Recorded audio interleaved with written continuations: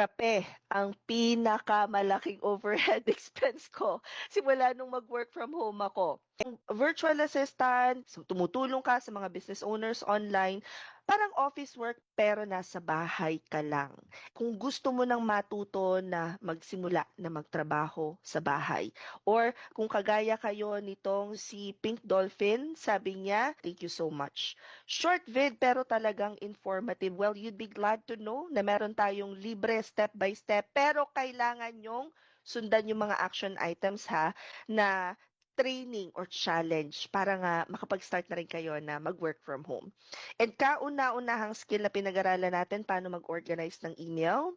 Task number 2 natin is typing. Mabilis kayo mag-type at mas maging efficient sa inyong tasks. Ang third natin na pag-aaralan at skills na pwede na magamit mo hindi lang sa personal mong buhay kung hindi bilang virtual assistant is yung kailangan marunong kang mag-organize ng schedule. Mahilig ka ba sa listahan? Mahilig ka bang gumawa ng reminders?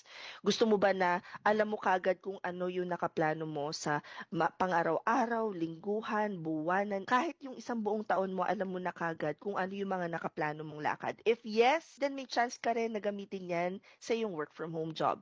So, for today's task, I need you to step 1, write down lahat ng ginagawa mo sa buong maghapon. Lahat. Anong oras ka gumigising? Anong una mong ginagawa? And yes, kasama po dyan yung pagkakape ninyo, pagluluto nyo ng breakfast para sa family. I need you to write down in details ano nga ba ang ginagawa mo sa isang araw.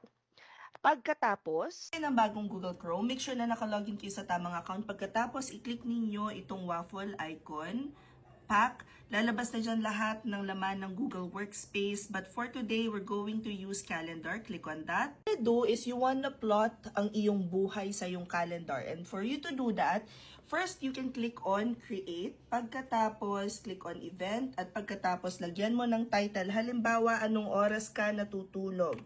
So, ilalagay natin dyan, sleep. Let's say, for example, in the perfect world, natutulog ka ng 8 p.m. at gumigising ka kinabukasan ng 4 a.m. Sana all 8 hours ang tulog. Wait. Click mo ulit yung event na yon. I-click mo lang ito para i-edit. Pagkatapos dito, click on daily. Save it at lalabas na makikita mo sa buong kalendaryo mo, pack, nakaschedule na ang tulog. We're also going to use Google Task. Pag click mo si Google Task, it will allow you to create a task. For example, every day, gusto mong makapagbasa ng libro. So, itatype mo lang dyan, read. Pagkatapos dito sa date and time, lagyan mo, gusto mo siyang gawin ng 6:30 p.m. pagka-uwi mo galing sa work. So, ilalagay mo ganyan, pack. Tapos, gusto mo man, repeat yan siya, ganyan. So, i-edit mo lang dito, pack. Gusto mo ganyan, everyday, pack. Click on done. And, lalabas na siya dyan sa mga task mo. So, let's say, everything nagawa mo na, hanggang sa pag-uwi, nakapagbasa ka na, i-click mo lang to, pack, mark completed, pack, and it will show something like this. This would be a very good practice, especially dun sa mga hindi pa sanay na gumamit ng Google Calendar. Makatipid ka sa pamasahe.